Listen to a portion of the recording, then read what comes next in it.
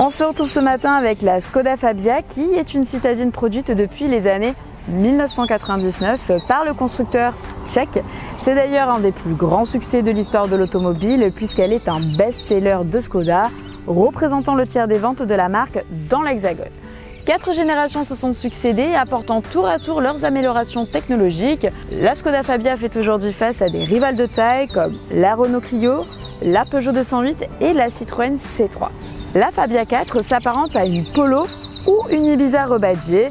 Bien entendu, et malgré son positionnement moins élevé que le reste des Skoda, elle cherche néanmoins à proposer des aspects pratiques qui se distinguent de la concurrence.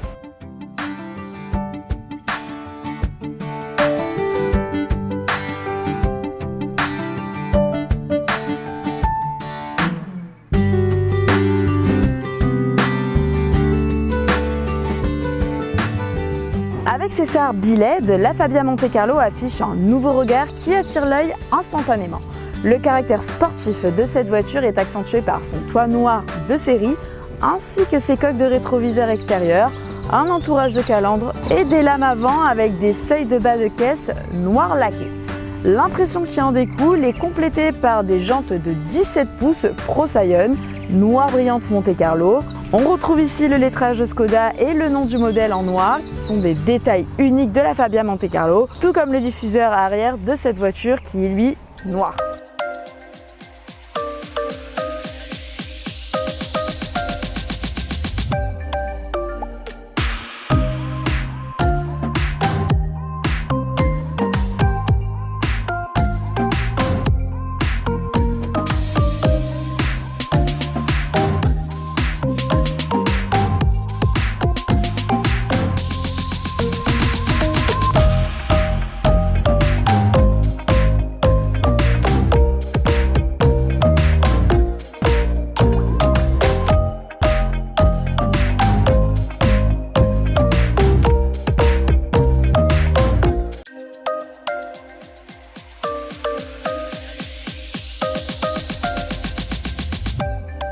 À l'intérieur, le ton sportif est donné par des sièges sport avec appuie-tête intégré, un volant sport en cuir à 3 branches, un ciel de toit noir et des accents rouges dans les panneaux de porte, sur le tableau de bord et autour du levier de vitesse. Les inserts censés évoquer la fibre de carbone sont plutôt bien réalisés, vraiment de belle facture.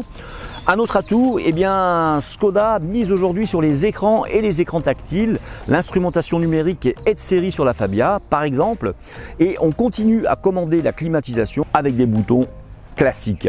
Pas de bande irritante comme dans la grande Octavia. Il sera facile donc d'embarquer 4 personnes à bord, voire 5 chez les jeunes adultes, visés par le modèle que nous essayons ce matin et qui ne va pas déplaire justement un petit peu avant Carnaval.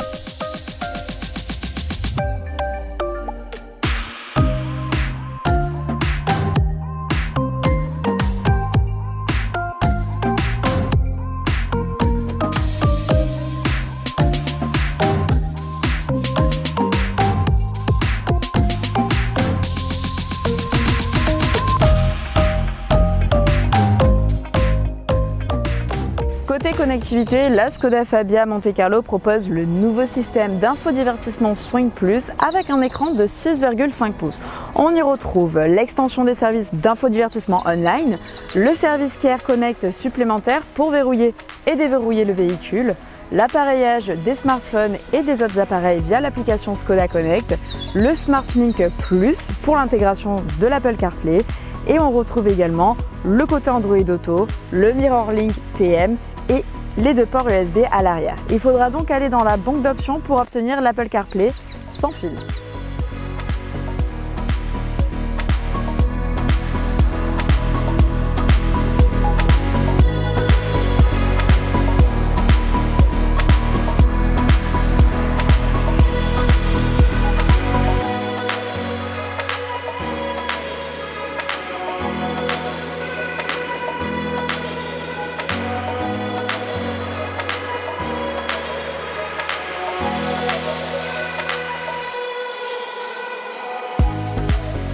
Côté motorisation, on vous conseille d'opter pour le moteur 1,5 litre de 150 chevaux, mais il sera également possible de choisir le 1 litre TS6 dans sa version 110 chevaux, c'est notre essai de ce matin aux Antilles.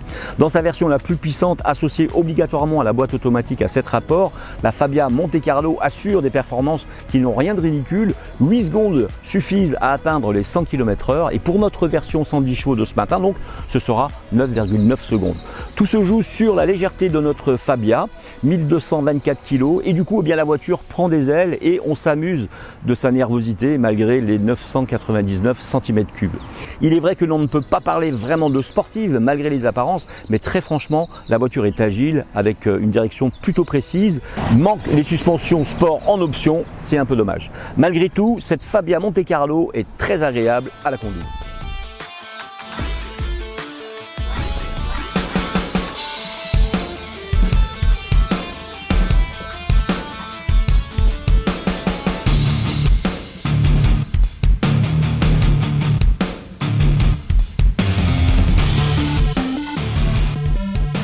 Eh bien Andrea, cet essai est terminé ce matin. Exactement. Moi je vous donne rendez-vous donc du lundi au vendredi sur Maxi Martinique pour l'instant auto, mais on le sait maintenant, hein, c'est plus la peine de le répéter. Tous les matins. Voilà, et on se retrouve le vendredi soir tous les deux avec le reste de l'équipe. Exactement, pour un grand talk show des Antilles. Retrouvez-nous le vendredi soir à 19h pour parler d'actualités locales et internationales aussi. Et un mardi sur deux, on peut même venir dîner avec nous et assister à l'émission. À l'arrobase, venez nous rejoindre pour assister à l'enregistrement de l'émission et profiter d'un moment convivial avec l'équipe de gtmac.fr. Et du coup, on se retrouve bientôt pour un prochain essai avec gtmac.fr.